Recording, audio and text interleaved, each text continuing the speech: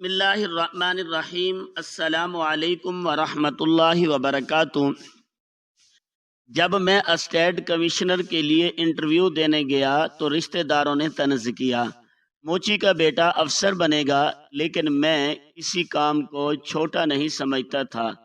اب بھی کئی بار ابا کا سامان اٹھا کر جوتے پالش کرنے نکل جاتا تھا۔ جب انٹرویو کے لیے کمرے میں داخل ہوا تو سامنے بیٹھے 3 افسران میں سے ایک شخص کے چہرے پر فوراً مسکراہٹ آ گئی، کیونکہ یہ شخص روزانہ میرا نام اشرف ہے اور ہم لوگ بہت غریب لوگ تھے، لیکن ہمارا خاندان غریب نہیں تھا۔ تقریباً سارے لوگ ہی ایسے تھے جو پڑھے لکھے اور سمجھدار تھے، اچھی نوکریاں کرتے تھے اور عزت کی زندگی گزار رہے تھے۔ یہ میں اپنے نانا کے خاندان کی بات کر رہا ہوں، کیونکہ میں نے ہمیشہ اسی خاندان کا اپنے گھر پر اثر دیکھا تھا۔ میری ماں نے خاندان سے باہر شادی کی تھی۔ میرا باپ موچی تھا۔ ویسے بھی ہمارے معاشرے میں موچی کے کام کو اچھی نظر سے نہیں دیکھا جاتا۔ لوگ سمجھتے ہیں کہ دوسروں کے جوتے ٹھیک کرنے والے لوگ کسی کم درجے سے تعلق رکھتے ہیں۔ اسی وجہ سے میرے باپ کو بھی ہمیشہ لوگوں کی باتیں سننی پڑتی تھی۔ ہم ایک چھوٹے سے گھر میں رہتے تھے۔ گھر کی دیواروں پر جگہ جگہ داڑیں تھیں۔ بارش ہوتی تو چھت سے پانی ٹپکنے لگتا۔ گرمیوں میں گھر تندور کی طرح گرم ہو جاتا اور سردیوں میں یخ بستہ ہواؤں کو روکنا مشکل ہو جاتا۔ لیکن ان سب مشکلات کے باوجود میرے باپ نے کبھی ہمت نہیں ہاری تھی۔ وہ صبح سویرے اپنا سامان لے کر نکل جاتا۔ ایک پرانا سا تھیلا اس کے کندھے پر ہوتا جس میں جوتے سینے کا سامان رکھا ہوتا۔ شام کو تھکا ہارا واپس آتا، لیکن اس کے چہرے پر ایک امید ضرور ہوتی۔ وہ ہمیشہ کہتا تھا کہ بیٹا، میں چاہتا ہوں کہ تم پڑھ لکھ کر کچھ بن جاؤ تاکہ تمہیں میری طرح لوگوں کی باتیں نہ سننی پڑیں۔ میں نے بھی اس کی خواہش کو اپنی خواہش بنا لیا تھا۔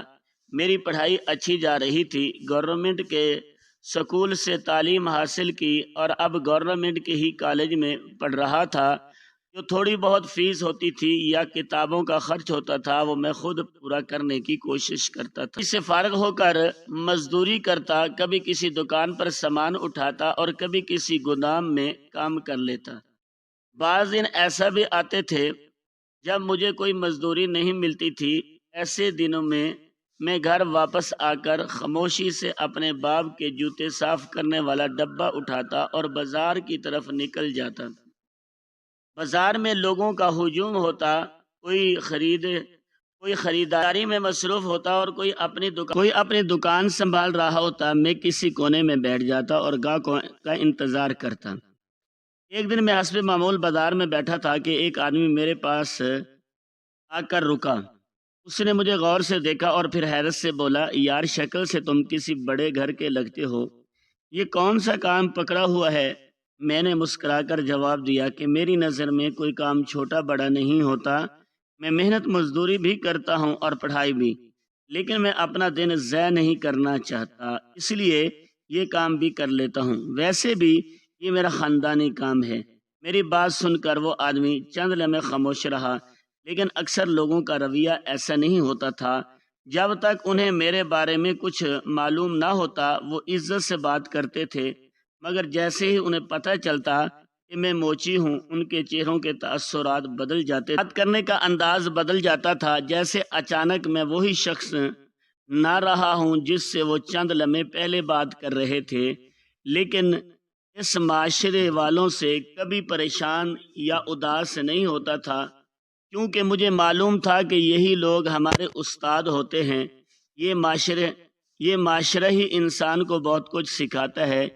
یہاں اکثر انسانوں کے نہیں بلکہ اس کے کپڑوں کی قدر کی جاتی ہے، اس کے خاندان کی قدر کی جاتی ہے، اس کے حسب و نسب کو دیکھا جاتا ہے۔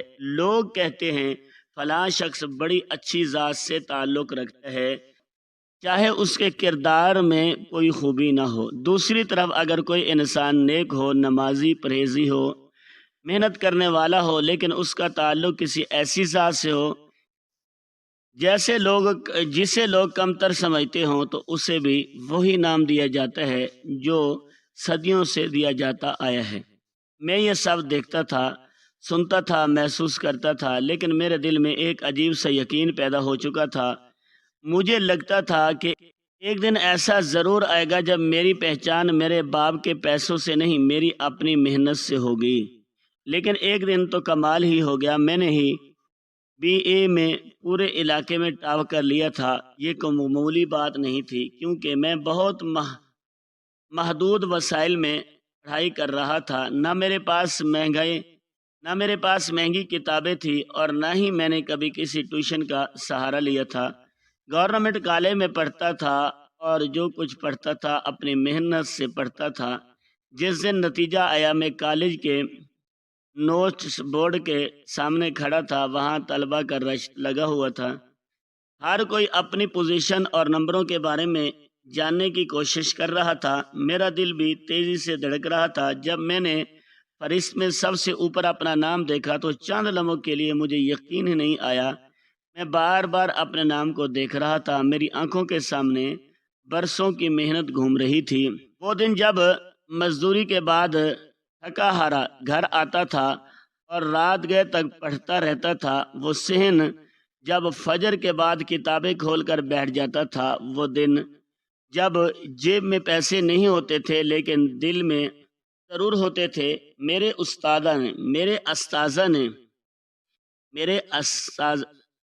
अस्ताज़ा ने मुझे मुबारकबाद दी। कुछ ने मेरे कंधे पर हाथ रखा और कहा कि तुमने साबित कर दिया कि कामयाबी वसैल से नहीं बल्कि इरादों से हासिल होती है। मैं खुश था, लेकिन मेरे दिल में सबसे ज़्यादा खुशी इस बात की थी कि मैं खबर अपने बाबा को सुनाऊंगा। मैं तेज़ी से घर पहुंचा। बाबा घर के बाहर बैठे एक पुराने जूते की सिलाई कर रहे थे। उनके हाथ मामूल के मुताबिक मसरूफ़ थे। मैंने दूर से ही आवाज़ दी। बाबा ने सर उठाकर मेरी तरफ देखा। मैंने कहा, बाबा, मैं पूरे इलाके में अव्वल आया हूँ। कुछ लम्हों के लिए वो खामोश रहे, फिर उनकी आंखों में चमक आ गई। उन्होंने जूता एक तरफ रखा और खड़े हो गए। मैंने पहली बार महसूस किया कि जैसे वो मुझसे ज़्यादा खुश हैं। उन्होंने मुझे सीने से लगाया। उनकी आंखों में नमी थी, लेकिन चेहरे पर फ़ख्र साफ नज़र आ रहा था। कुछ दिन बाद ये खबर भी आ गई कि हुकूमत की तरफ से मुझे माली इमदाद मिलेगी और मज़ीद तालीम के मौके भी दिए जाएंगे। मेरी ख्वाहिश में और इजाफा हो गया। मुझे लगने लगा था कि अब मेरे ख्वाब हकीकत का रूप धार सकते हैं। एक रात मैं बाबा के साथ बैठा था। छोटे से सहन में हल्की हल्की हवा चल रही थी। बिजली गई हुई थी और हम एक बल्ब की बजाय लालटीन की रोशनी में बैठे थे। मैं काफ़ी देर से सोच रहा था कि बात करूं या नहीं। आखिर मैंने हिम्मत करके कहा, बाबा, मैं मुकाबले का इम्तिहान देना चाहता हूं। मैं अफसर बनना चाहता हूं। बाबा ने मेरी तरफ देखा। उनके चेहरे पर कोई हैरत नहीं थी, जैसे वो पहले से जानते हों कि मैं भी बात कहूँगा। उन्होंने फौरन कहा, हाँ ज़रूर बेटा, मैं तेरे साथ हूँ। ये चंद अल्फाज मेरे लिए बहुत बड़ी ताकत बन गए थे। उस दिन मुझे महसूस हुआ कि अगर दुनिया का हर शख्स मेरा साथ छोड़ दे लेकिन मेरे बाबा मेरे साथ हों तो मैं फिर भी अपनी मंजिल तक पहुँच सकता हूँ। लेकिन जहाँ हमारे घर में खुशी थी, वहाँ रिश्तेदारों के दिलों में अजीब सी बेचैनी पैदा हो गई थी। ख़ास तौर पर मेरी माँ के ख़ानदान वालों को वैसे भी हमसे मसला रहता था। वो आज तक इस बात को नहीं भूले थे कि मेरी माँ ने ख़ानदान से बाहर शादी की थी। दूसरी तरफ मेरे बाप के ख़ानदान वाले उनसे भी ज़्यादा सख्त थे। वो हमेशा यही कहते थे कि ख़ानदान से बाहर की लड़की लाकर उसने गलती की थी। वक्त गुजरने के साथ उनकी नाराज़गी कम होने की बजाय और बढ़ती गई थी। जब उन्हें मेरे टॉप करने का पता चला तो मुबारकबाद देने की बजाय तरह तरह की बातें शुरू हो गई। कोई कहता ये तो नकल करके पास हुआ है, कोई कहता आजकल इम्तिहानों में क्या नहीं होता, कोई कहता और ना उसके पास इतने नंबर आए ही नहीं थे। मुझे हैरत हुई थी कि जिन लोगों ने मुझे कभी پڑھتے نہیں دیکھا، وہ میری محنت کے بارے میں اتنے یقین میں فیصلہ کیسے کر لیتے ہیں۔ پھر جب یہ بات پھیلی کہ میں مقابلے کے امتحان کی تیاری کرنا چاہتا ہوں، افسر بننے کا خواب دیکھ رہا ہوں، تو جیسے ہی انہیں ایک نیا موضوع مل گیا۔ ایک دن چند رشتہ دار ہمارے گھر آئے ہوئے تھے، میں اندر کمرے میں بیٹھا کتاب پڑھ رہا تھا، ان کی آوازیں صاف سنائی دے رہی تھیں۔ ایک آدمی ہنستے ہوئے بولا، موچی کا بیٹا افسر بنے گا۔ دوسرا زور سے ہنسا اور بولا، اندھیر نگری ہے کیا؟ پھر سب کہکے لگانے لگے۔ میں خاموشی سے بیٹھا سنتا رہا۔ ان کے الفاظ میرے کانوں تک پہنچ رہے تھے، لیکن میں نے کتاب بند نہیں کی۔ میں چاہتا تھا اگر میں جواب دینے لگوں گا ان کے پاس باتیں اور بڑھ جائیں گی۔ مجھے اکثر یہ سمجھ نہیں آتی تھی کہ خراب ہمارے پورا خاندان ہمارے معاملات پر نظر رکھتا تھا۔ مجھے لگتا تھا جیسے ہم ان لوگوں کے لیے ایک ایسا موضوع بن چکے تھے جس پر بات کرنا وہ اپنا فرض سمجھتے تھے۔ ہمارے چھوٹے سے چھوٹے معاملے میں بھی دخل اندازی کی جاتی تھی۔ اگر ہمارے کوئی چیز خریدی جاتی تو اس پر تبصرہ ہوتا، اگر کوئی فیصلہ کیا جاتا تو اس پر اعتراض ہوتا۔ اگر ہم خاموش رہتے تو بھی مسئلہ تھا، اور اگر کوئی جواب دیتے تو بھی مسئلہ تھا۔ لیکن حیرت کی بات یہ تھی کہ میرے بابا کچھ نہیں بولتے تھے، میری ماں بھی خاموش رہتی تھی۔ میں کئی بار سوچتا تھا کہ آخر وہ جواب کیوں نہیں دیتے۔ پھر ایک دن میں نے ان دونوں کو آپس میں بات کرتے سنا۔ ماں کہہ رہی تھی کہ ہم نے پسند کی شادی کی تھی، اور وہ بھی آج سے 20-21 سال پہلے، جب اس چیز کو بہت برا سمجھا جاتا تھا۔ بابا نے ہلکی سی مسکراہٹ کے ساتھ کہا، ہم دونوں خاندانوں کے گناہگار ہیں۔ وہ دونوں یہ بات ہنستے ہوئے کہہ رہے تھے، لیکن میں جانتا تھا کہ ان کے دلوں میں برسوں کے زخم موجود۔ میں انہیں دیکھتا تھا اور حیران ہوتا تھا۔ میرے ذہن میں ہمیشہ ایک ہی سوال آتا تھا کہ آخر اس میں گناہ والی کون سی بات تھی؟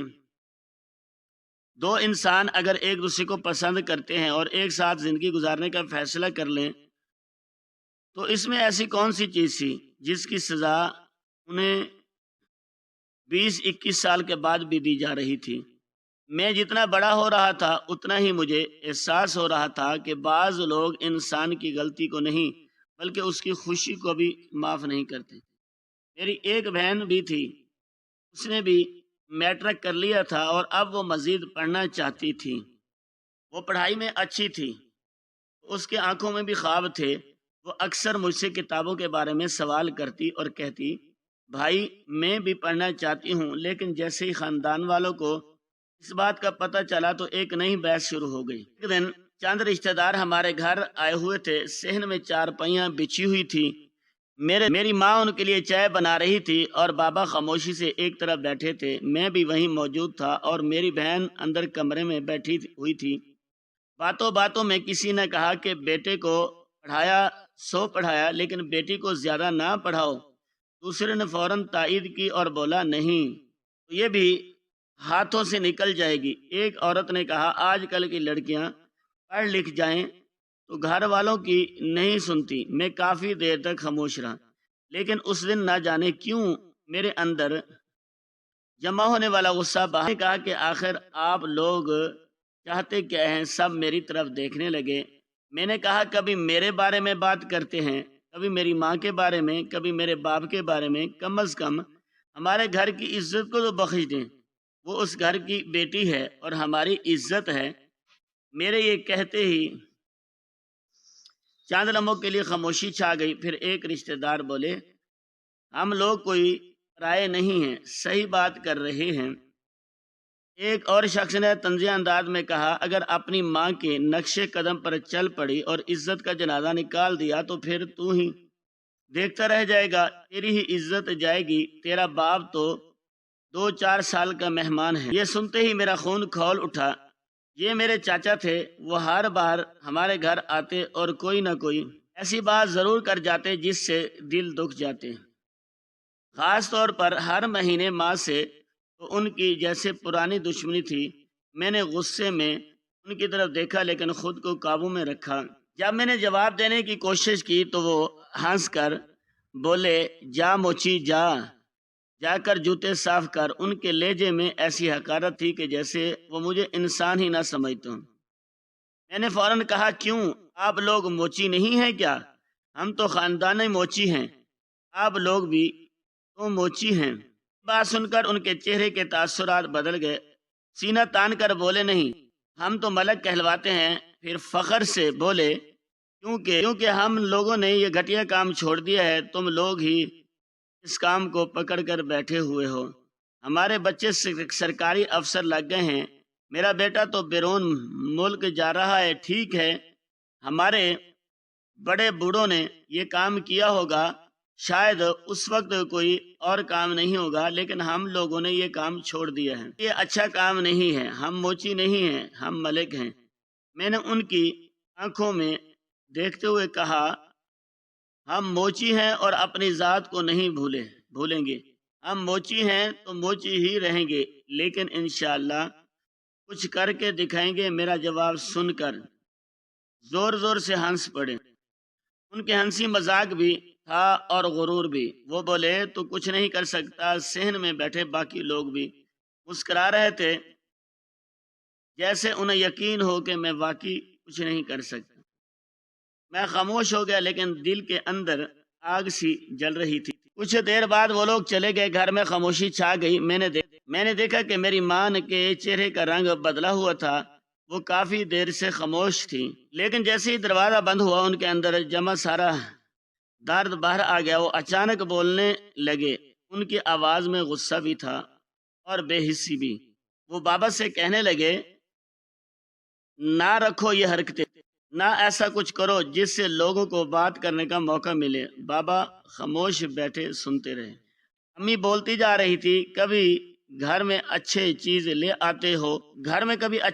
لے آتے ہو تو لوگوں کو مسئلہ ہو جاتا ہے، کبھی بیٹے کو پڑھنے بھیج دیتے ہیں تو لوگوں کو تکلیف ہو جاتی ہے، کبھی یہ امتحان بھی ٹاپ کر لیتا ہے تو نئی خبریں نکل آتی ہیں۔ ان کی آنکھوں میں آنسو آ گئے۔ وہ بولے، لوگ ظاہر ہے ہمارے بارے میں ہی باتیں کریں گے، آخر کب تک یہ سب برداشت کریں گے؟ بابا نے ہمیشہ کی طرح کچھ نہیں کہا۔ وہ خاموشی سے زمین کی طرف دیکھتے رہے۔ میں اپنی ماں کے قریب گیا، میں نے ان کے کندھے پر ہاتھ رکھا۔ وہ واقعی ہی تھک چکے تھے، برسوں سے خاندان والوں کے باتیں سن رہے تھے، ہر خوشی کے بعد کوئی نہ کوئی زخم مل جاتا تھا۔ میں نے ایسا سے کہا، امی سب ٹھیک ہو جائے گا۔ انہوں نے میری طرف دیکھا لیکن کچھ نہیں بولے۔ میں نے پھر کہا، فکر نہ کریں، ایک دن ایسا ہی آئے گا جب یہی لوگ باتیں کرنا چھوڑ۔ امی خاموش تھیں۔ میں اس وقت انہیں دلیلوں کی نہیں بلکہ حوصلے کی ضرورت تھی۔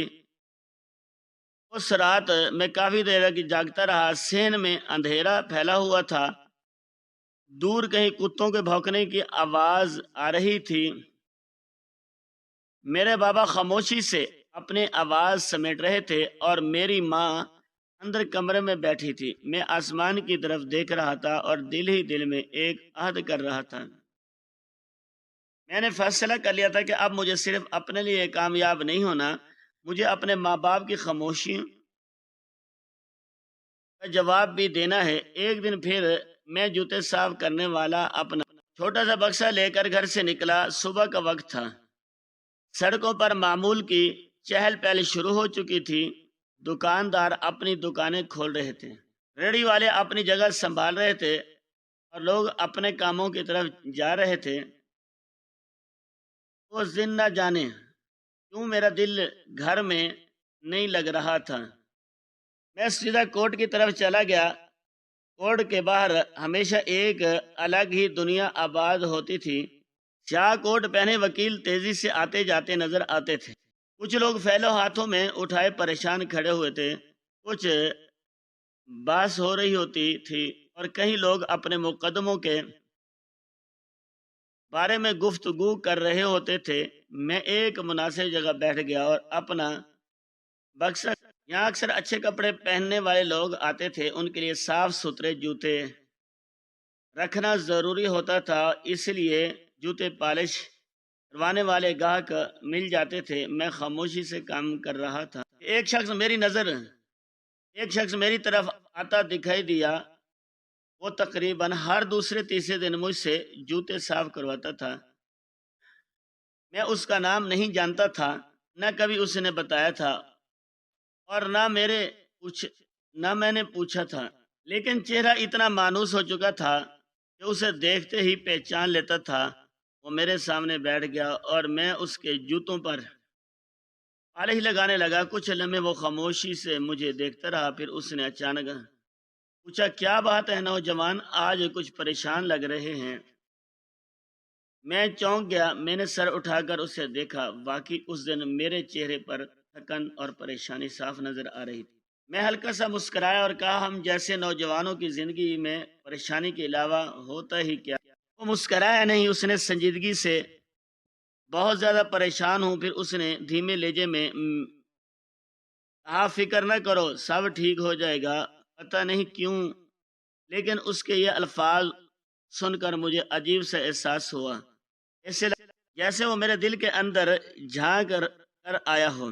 حالانکہ ایسا ہو ہی نہیں سکتا تھا۔ وہ میرے خاندان کو نہیں جانتا تھا، اسے میرے گھر کے حالات کا بھی علم نہیں تھا، نہ اسے رشتہ داروں کی باتوں کا پتہ تھا اور نہ میرے خوابوں کا، لیکن پھر بھی اس کے لہجے میں ایک عجیب سی سچائی تھی۔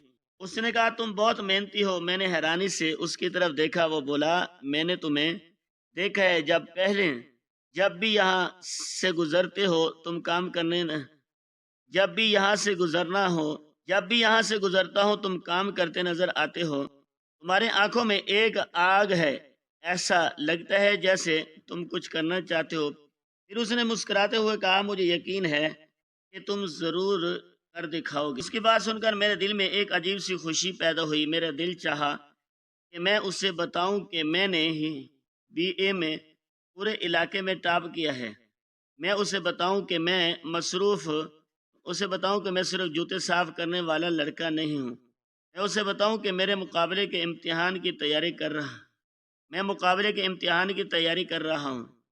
میں اسے بتاؤں کہ میرے بھی خواب ہیں، لیکن میں نے کچھ نہیں کہا۔ میں صرف خاموشی سے اس کے جوتے صاف کرتا رہا۔ اتنے میں اس کے فون کی گھنٹی بجی۔ اس نے کال سنی اور جلدی سے اٹھ کھڑا ہوا۔ جانے سے پہلے اس نے ایک بار پھر میری طرف دیکھا اور کہا، ہمت مت ہارنا، اور پھر وہ بھیڑ میں گم ہو گیا۔ میں کافی دیر تک اسے جاتا ہوا دیکھتا رہا۔ زندگی کی بھیڑ میں ہمیں بہت سے لوگ ملتے ہیں، کچھ لوگ ایسے بھی ہوتے ہیں جن کا نام تک معلوم نہیں ہوتا، یہ نہیں پتا ہوتا کہ وہ کہاں رہتے ہیں اور کیا کرتے ہیں، لیکن پھر بھی کبھی کبھی ان سے ایسی بات ہو جاتی ہے جو برسوں یاد رہتی ہے۔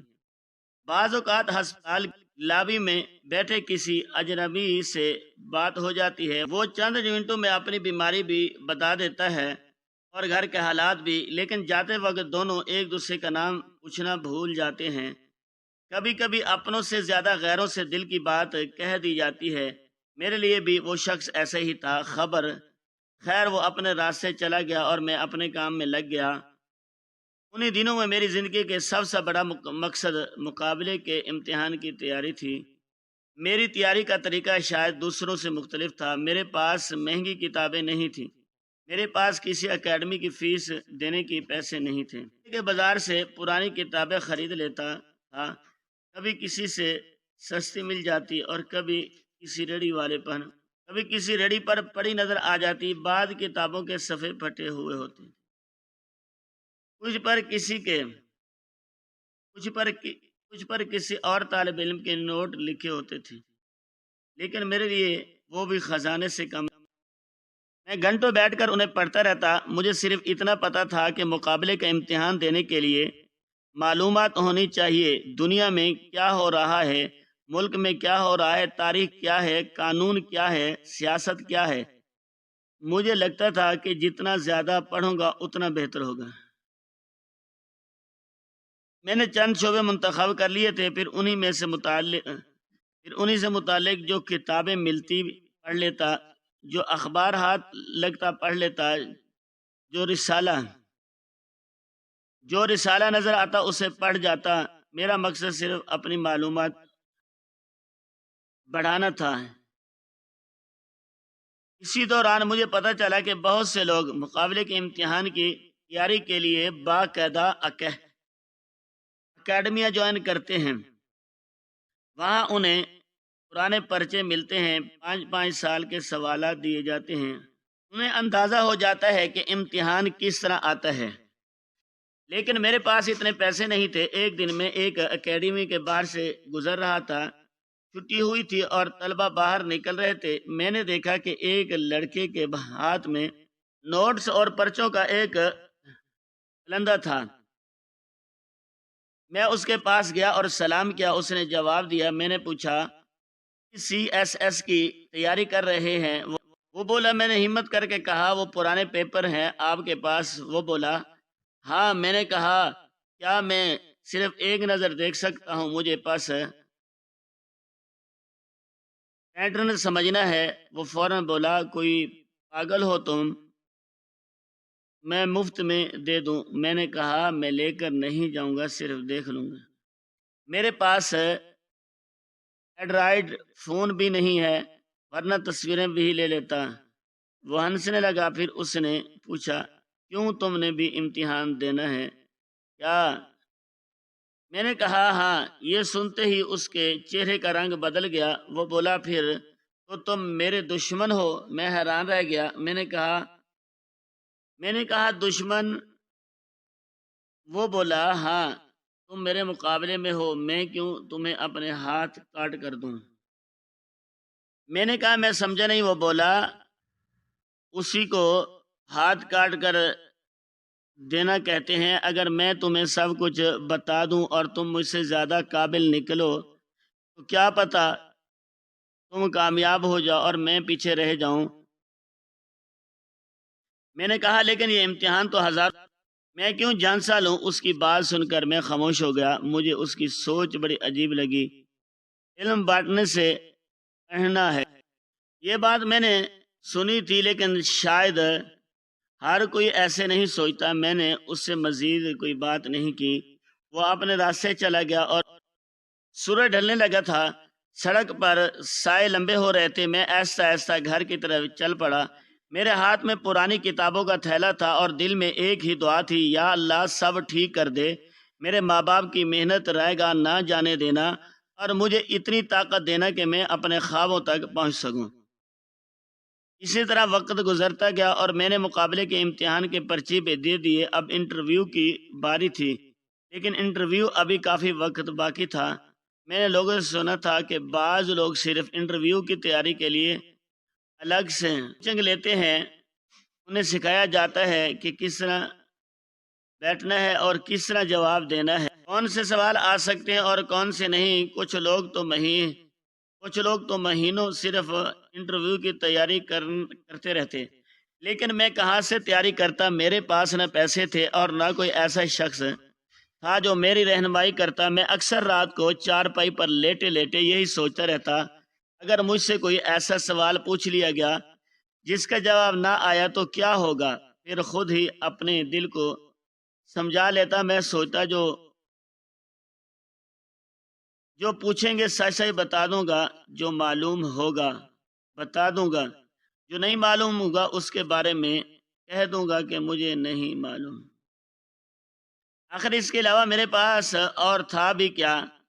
ادھر رشتہ داروں کو ابھی تک کسی بات کا علم نہیں تھا، انہیں یہ بھی نہیں پتا تھا کہ میں امتحان دے چکا ہوں اور اب اگلے مرحلے کا انتظار کر رہا ہوں۔ ایک دن میرا ایک کزن ملا، وہ مجھ سے زیادہ پڑھا لکھا تھا، اس کی ڈگریاں بھی مجھ سے زیادہ تھی، لیکن اس نے کبھی مقابلے کا امتحان دینے کی کوشش نہیں کی تھی۔ مجھے دیکھ کر ہنسنے لگا، کہنے لگا پھر ہو گئے پیپر؟ میں نے کہا جی ہو گئے ہیں۔ وہ بولا نام تو تمہارا کہیں نکلا نہیں؟ میں نے کہا ابھی نتیجہ آنے میں وقت ہے۔ وہ ہنسا اور بولا چھوڑ بھی۔ پھر اس نے ایک لمبی سانس لی اور ایسی بات کرنے لگا جسے مجھے بہت بڑا مشورہ دے رہا ہو۔ کہنے لگا بی اے تو تم نے بھی کر ہی لیا ہے، کسی پرائیویٹ سکول میں نوکری کر لو، کمانے کے لیے 7-8 ہزار یہی سہیں، لیکن کچھ نہ کچھ تو ملے گا، پھر لوگ تمہیں ٹیچر کہیں گے، ننے منے بچے تمہیں سر بولیں گے، تمہارا بھی عزت ہوگی۔ ننے منے بچے تمہیں سر بولیں گے، تمہیں بھی عزت محسوس ہوگی۔ میں خاموشی سے اس کی بات سنتا رہا، مجھے اس کے الفاظ میں مشوروں سے زیادہ طنز محسوس ہو رہا تھا، جیسے وہ مجھے سمجھا رہا ہو کہ میری حیثیت اتنی بھی نہیں ہے، مل جائے گی، تم فکر نہ کرو۔ میرا جواب سن کر اس کے چہرے پر ناگواری سی آ گئی، اس نے مزید کچھ نہیں کہا اور وہاں سے چلا گیا۔ میں کافی دیر تک اسے جاتا ہوا دیکھ رہا۔ اب حالت یہ ہو گئی تھی کہ شاید ہی کوئی ایسا رشتہ دار یا جاننے والا بچا ہو جس نے میرا یا میرے گھر والوں کا دل نہ دکھایا ہو۔ کبھی کسی بات پر طنز کیا جاتا، کبھی کسی بات پر مذاق اڑایا جاتا، کبھی ہماری غربت کا ذکر ہوتا اور کبھی ہمارے خاندان کا۔ وقت کے ساتھ ساتھ معاملہ اور بھی خراب۔ حالت یہ ہو گئی تھی کہ شاید ہی کوئی ایسا رشتہ دار یا جاننے والا بچا ہو جس نے میرا یا میرے گھر والوں کا دل نہ دکھایا ہو۔ کبھی کسی کے بات پر طنز کیا جاتا، کبھی کسی کے بات پر مذاق اڑایا جاتا، کبھی ہماری غربت کا ذکر ہوتا اور کبھی ہمارے خاندان کا۔ وقت کے ساتھ ساتھ تو معاملہ اور بھی خراب ہو گیا تھا۔ اگر خاندان میں کسی کی شادی ہوتی تو ہمیں بلایا تک نہیں جاتا تھا۔ پہلے کبھی رسمی سا دعوت نامہ آ جاتا تھا، لیکن اب وہ بھی بند ہو چکا تھا۔ شادیوں کی تصویریں اور ویڈیوز میں بعد میں لوگوں کے ہر کوئی موجود تھا، صرف ہم نہیں تھے۔ یہ بات میرے دل کو تو دکھا دیتی تھی، لیکن سب سے زیادہ تکلیف میری ماں کو ہوتی تھی۔ وہ کبھی ظاہر نہیں کرتی تھی، لیکن میں اداسی دیکھ لیتا تھا۔ پھر ایک دن خاندان میں فوتگی ہو گئی۔ اس موقع پر میری ماں نے جانے کا فیصلہ کیا۔ انہوں نے کہا کہ آخر رشتہ داری تو رشتہ داری ہوتی ہے، کوئی خوشی ہو یا غم جانا چاہیے۔ صبح انہوں نے سادہ سے کپڑے پہنے اور خاموشی سے گھر سے نکل گئے۔ شام کو جب واپس آئے تو ان کے چہرے پر عجیب سی خاموشی تھی۔ بتا رہی تھی کہ کچھ بھی ٹھیک نہیں ہے۔ بعد میں مجھے خود ہی اندازہ ہو گیا کہ وہاں کیا ہوا ہوگا۔ کسی نے انہیں اہمیت نہیں دی تھی، کسی نے ان سے ڈھنگ سے بات نہیں کی تھی، یہاں تک کہ بعض لوگوں نے سلام کا جواب دینا بھی ضروری نہیں سمجھا تھا۔ وہ ایک کونے میں بیٹھی رہی ہوں گی، دوسرے لوگ آپس میں باتیں کرتے رہے ہوں گے اور میری ماں خاموشی سے سب کچھ برداشت کرتی رہی ہوگی۔ مجھے اپنی ماں کے چہرے پر اس دن جو تھکن نظر آئی وہ شاید پہلے کبھی نہیں دیکھی تھی، لیکن انہوں نے زبان سے ایک لفظ بھی نہیں کہا، نہ کسی کی شکایت کی، نہ کسی کا نام لیا، نہ کسی کو برا کہا، بس خاموش رہے۔ یہی خاموشی مجھے اندر سے توڑ دیتی تھی کہ آخر میرے ماں باپ نے ایسا کیا کیا ہے کہ انہیں اتنی نفرت کا سامنا کرنا پڑ رہا ہے، صرف اس لیے کہ انہوں نے اپنی مرضی سے شادی کی تھی، صرف اس لیے کہ ہم غریب تھے، صرف اس لیے کہ انہوں نے اپنی مرضی سے شادی کی تھی، صرف اس لیے کہ ہم غریب تھے، صرف اس لیے کہ میرے باپ نے اپنے آباء و اجداد کا پیشہ نہیں چھوڑا تھا۔ اس رات میں دیر تک جاگتا رہا۔ گھر میں مکمل خاموشی تھی۔ بابا اپنی آواز سمیٹ کر سو چکے تھے۔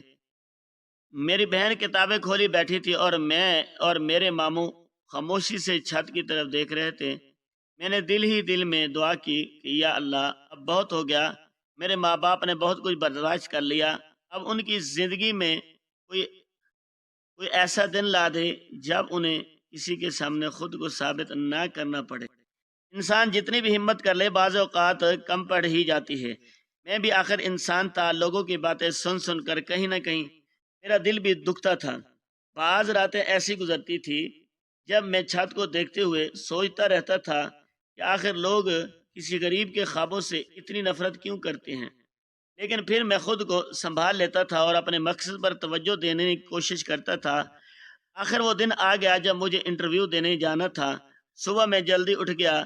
میں نے اپنے بہترین کپڑے پہنے جو دراصل میرے پاس موجود چند سادہ کپڑوں میں سے سب سے اچھے تھے۔ امی نے جاتے ہوئے دعا دی اور بابا نے میرے سر پر ہاتھ رکھا۔ میں گھر سے نکلا تو میرے دل کی دھڑکن معمول سے کہیں زیادہ تیز تھی۔ انٹرویو کے مرکز پر پہنچا تو وہاں بہت سے امیدوار موجود تھے۔ ہر طرف نوجوان لڑکے اور لڑکیاں نظر آ رہی تھی۔ کوئی کتاب دیکھ رہا تھا، کوئی نوٹس دہرا رہا تھا، کوئی خاموش بیٹھا تھا اور کوئی پریشانی میں ٹہل رہا تھا۔ میں بھی ایک طرف جا کر بیٹھ گیا۔ تھوڑی دیر بعد امیدواروں کو اندر بلانا شروع کر دیا گیا۔ جو بھی لڑکا یا لڑکی انٹرویو دے کر باہر آتا، اس کے چہرے پر پریشانی صاف نظر آتی تھی۔ کسی کا منہ لٹکا ہوا ہوتا اور کوئی سر جھکانے۔ یہ منظر دیکھ کر میری پریشانی اور بڑھ گئی۔ میں جانتا تھا کہ اگر انٹرویو خراب ہو گیا تو اچھے نمبروں کا بھی کوئی فائدہ نہیں ہوگا۔ تحریری امتحان میں میرے بہت اچھے نمبر آئے تھے، لیکن اب سارا دار و مدار اس آخری مرحلے پر تھا۔ پھر آخر میرا نام پکارا گیا۔ میں نے ایک گہری سانس لیا اور دروازہ کھول کر اندر داخل ہو گیا۔ کمرے میں تین افراد کا پینل بیٹھا ہوا تھا۔ جیسے ہی میری نظر ان سے ایک شخص پر پڑی، میں حیران رہ گیا۔ چند لمحوں کے لیے مجھے اپنی آنکھوں پر یقین ہی نہیں آ رہا تھا۔ یہ وہی شخص تھا جو کورٹ کے باہر اکثر مجھ سے جوتے پالش کروایا کرتا تھا۔ میں چند لمحے اسے دیکھتا ہی رہ گیا۔ آج پہلی بار مجھے اس کا نام معلوم ہوا، کیونکہ اس کے سامنے ایک تختی رکھی ہوئی تھی جس پر اس کا نام اور عہدہ لکھا ہوا تھا۔ اب مجھے احساس ہوا کہ وہ ایک بہت بڑا جج تھا۔ اس نے میری طرف دیکھا اور اس کے چہرے پر ہلکی سی مسکراہٹ پھیل گئی۔ وہ سمجھ گیا تھا میں اپنے محنت کے بل بوتے پر یہاں تک پہنچا ہوں، لیکن اس نے کسی قسم کی رعایت نہیں دی۔ انٹرویو شروع ہوا تو مجھ سے مشکل ترین سوالات پوچھے گئے۔ ملکی معاملات کے بارے میں سوال ہوئے، قانون کے بارے میں سوال ہوئے، تاریخ اور حالات حاضرہ پر سوال ہوئے۔ میں نے پوری توجہ کے ساتھ ایک سوال کا جواب دینا، جو کچھ میں نے برسوں کتابوں سے سیکھا تھا، سب آج میرے نام۔ پھر پینل میں بیٹھے ایک میڈم نے میرے مزاج کو جانچنے کے لیے مختلف سوالات شروع کر دی۔ کبھی وہ میری بات کاٹ دیتی، کبھی جان بوجھ کر اختلاف کرتی، کبھی ایسا سوال کر دیتی جس سے آدمی الجھ جائے۔ میں سمجھ گیا تھا وہ میرا غصہ اور برداشت آزما رہی ہیں، لیکن میں نے تحمل سے کام لیا۔ میں ہر سوال کا جواب ادب اور سکون سے دیتا۔ انٹرویو کافی دیر تک چلتا رہا۔ آخر میں انہوں نے فائل بند کی اور کہا آپ کو نتیجہ معلوم ہو جائے گا۔ میں نے شکریہ ادا کیا اور کھڑا ہو گیا۔ جیسے ہی میں دروازے کی طرف بڑھا، جج صاحب جن سے میری ملاقات کورٹ کے باہر ہوا کرتی تھی، انہوں نے مسکرا کر مجھے الگ سے سلام کیا۔ میں نے بھی احترام سے جواب دیا اور باہر آ گئے۔ اب انتظار کا مرحلہ شروع ہو گیا۔ ہر گزرتا دن بہت لمبا لگتا تھا۔ بظاہر معمول کی زندگی گزار رہا تھا، لیکن دل ہر وقت نتیجے کا منتظر رہتا تھا۔ پھر وہ دن آ ہی گیا، نتائج کا اعلان ہونا تھا۔ میں صبح سویرے ہی نتیجہ دیکھنے پہنچ گیا۔ وہاں لوگوں کا رش لگا ہوا تھا، ہر کوئی بے چینی سے فہرست دیکھ رہا تھا۔ میرا دل زور زور سے دھڑک رہا تھا۔ میں نے فہرست پر نظر دوڑائی اور پھر میری نظر اپنے نام پر جا کر رک گئی۔ چند لمحوں کے لیے مجھے کوئی سمجھ نہیں آیا۔ میں نے دوبارہ دیکھا، پھر تیسری بار دیکھا۔ میں نے صرف کامیابی حاصل نہیں کی تھی، میں نے ٹاپ کیا تھا۔ میرا انتخاب اسسٹنٹ کمشنر کے طور پر ہو گیا تھا۔ آنکھوں کے سامنے جیسے برسوں کی محبت گھوم گئی تھی۔ وہ دن جب میں مزدوری کرتا تھا، وہ دن جب میں جوتے پالش کرتا تھا، وہ راتیں جب لالٹین کی روشنی میں پڑھتا تھا، وہ سب لمحے ایک ساتھ یاد آنے لگے۔ میں سیدھا گھر پہنچا۔ جب بابا کو یہ خبر دی، ان کی آنکھوں میں آنسو آ گئے۔ انہوں نے خاموشی سے آسمان کی طرف دیکھا اور شکر ادا کیا، لیکن حیرت کی بات یہ تھی کہ انہوں نے یہ خبر کسی کو نہیں بتائی۔ انہوں نے کہا ہم ابھی کسی کو نہیں بتائیں گے، بات چھپا کر رکھیں گے۔ پھر میری طرف پھر میری تربیت کا دور شروع ہو گیا۔ 6 ماہ کی تربیت ہوئی، میں نے بہت کچھ سیکھا۔ پھر مجھے سرکاری رہائشگاہ ملی، نوکر ملا، سرکاری دفتر ملا اور گاڑی بھی مل گئی جس پر نیلی بتی لگی ہوئی تھی۔ کبھی کبھی میں خود سوچتا تھا کہ یہ کیا واقعی یہ سب میری زندگی میں ہو رہا ہے۔ ایک دن میں نے فیصلہ کیا کہ اب گھر جایا جائے۔ میں سرکاری گاڑی میں بیٹھا اور اپنے محلے کی طرف روانہ ہو گیا۔ جیسے ہی گاڑی گلی میں داخل ہوئی اور لوگوں کی نظریں میری طرف اٹھ گئی، محلے کے بچے گاڑی کے پیچھے دوڑنے لگے اور لوگ گھروں سے باہر نکل آئے۔ دکاندار اپنی دکانوں سے اٹھ کر دیکھنے لگے۔ جب لوگوں کو معلوم ہوا کہ گاڑی میں بیٹھا شخص اشرف ہے تو ہر طرف حیرت پھیل گئی۔ میرے رشتہ دار بھی گھروں سے نکل آئے۔ کچھ لوگ حیران کھڑے تھے، کچھ کو یقین نہیں آ رہا تھا، کچھ ایک دوسرے سے تصدیق کر رہے تھے۔ وہی لوگ جو کہتے تھے موچی کا بیٹا کچھ نہیں کر سکتا، آج خاموش کھڑے تھے۔ یہ خبر بہت تیزی سے پھیل گئی کہ جوتے پالش کرنے والے کا لڑکا اسسٹنٹ کمشنر بن گیا ہے۔ لیکن اس خبر سے مجھے کوئی نقصان نہیں ہوا بلکہ فائدہ ہی ہوا۔ لوگوں نے میری محنت کو سراہا، لوگوں نے میرے حوصلے کی تعریف کی۔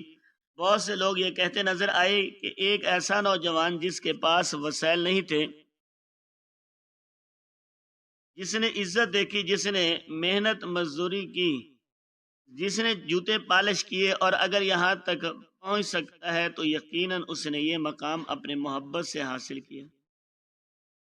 اس دن میں نے اپنے گھر کے باہر کھڑے ہو کر اپنے بابا کو دیکھ لیا۔ جوتے پالش کرنے والا اسٹیٹ کمشنر بن گیا ہے، لیکن اس خبر سے مجھے کوئی نقصان نہیں ہوا بلکہ فائدہ ہی ہوا۔ لوگوں نے میری محنت کو سراہا، لوگوں نے میرے حوصلے کی تعریف کی۔ بہت سے لوگ یہ کہتے نظر آئے کہ ایک ایسا نوجوان جس کے پاس وسائل نہیں تھے، جس نے غربت دیکھی، جس نے محنت مزدوری کی، جس نے جوتے پالش کیے اور اگر یہاں تک پہنچ سکتا ہے تو یقیناً اس نے یہ مقام اپنی محنت سے حاصل کیے۔ اس دن میں نے اپنے گھر کے باہر کھڑے ہو کر اپنے بابا کو دیکھا۔ وہی سادہ لباس، وہی محنت کش ہاتھ، وہی عاجز طبیعت۔ فرق صرف اتنا تھا کہ آج ان کے چہروں پر برسوں بعد سکون نظر آ رہا تھا۔ میں نے ان کے ہاتھ پکڑے اور دل ہی دل میں سوچا کہ لوگ شاید مجھے اسسٹنٹ کمشنر کہیں گے، لیکن میری اصل پہچان ہمیشہ یہی رہے گی کہ میں ایک موچی کا بیٹا ہوں جس نے اپنے باپ کی محنت اور اپنی ماں کی دعاؤں کے سارے خوابوں کو حقیقت میں بدل دی۔ آج میں اپنے علاقے کا اسسٹنٹ کمشنر ہوں۔ وقت نے واقعی بہت بڑا پلٹا کھایا تھا۔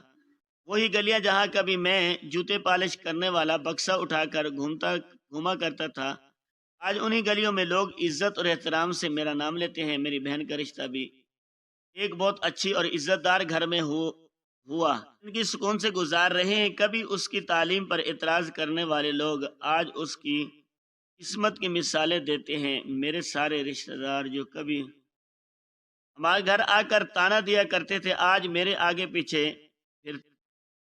میرے ماں باپ کی خوشی آمد کرتے ہیں، کی خیریت یاب کرتے ہیں اور ان کے سامنے ادب سے بیٹھتے ہیں۔ کوئی شادی ہو تو سب سے پہلے دعوت ہمارے گھر پہنچتی تھی، کوئی خاندانی معاملہ ہو سب سے پہلے ہماری رائے پوچھی جاتی تھی۔ جو لوگوں نے کبھی ہمیں تقریباً میں بلانا مناسب نہیں سمجھا تھا، آج وہ خود دعوت نامہ لے کر ہمارے دروازے پر، لیکن اب ہم لوگ زیادہ تقریبات میں نہیں جاتے۔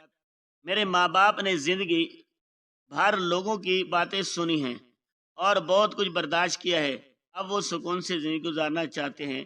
میں نے اپنے ماں باپ کو اپنے ساتھ ہی سرکاری گھر میں رکھا ہوا ہے، بڑا سا گھر ہے، ہر سہولت موجود ہے، پیسوں کی بھی کوئی کمی نہیں اور ضرورت کی ہر چیز آسانی سے میسر ہے۔ میری ماں جو کبھی پریشانیوں میں گری رہتی تھی، آج ان کے چہروں پر اطمینان نظر آتا ہے۔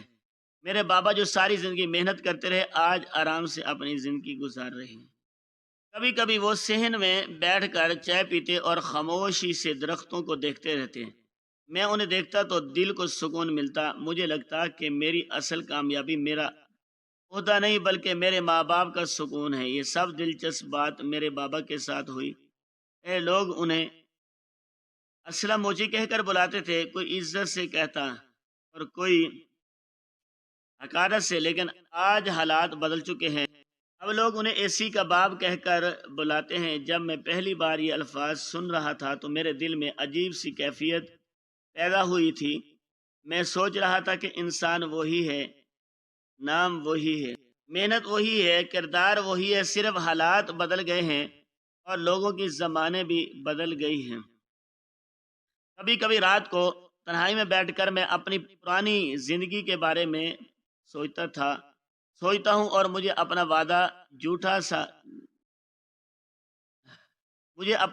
چھوٹا سا گھر یاد آتا ہے، بابا کا جوتے سینے والا سامان یاد آتا ہے، بازار میں جوتے پالش کرنے والا بکسا یاد آتا ہے، رشتہ داروں کے تانے یاد آتے ہیں۔ پھر میں آسمان کی طرف دیکھ کر شکر ادا کرتا ہوں، کیونکہ میں نے اپنی زندگی میں سے ایک بات سیکھی ہے، غربت انسان کی کمزوری نہیں ہوتی، کمزوری یہ ہے کہ انسان حالات کے سامنے ہار مان لے۔ میں موچی کا بیٹا تھا، میں موچی کا بیٹا ہوں، اور مجھے اس بات پر آج بھی فخر ہے، کیونکہ اگر میرے باپ نے محنت کی عزت نہ سکھائی ہوتی تو شاید میں کبھی اس مقام تک نہ پہنچ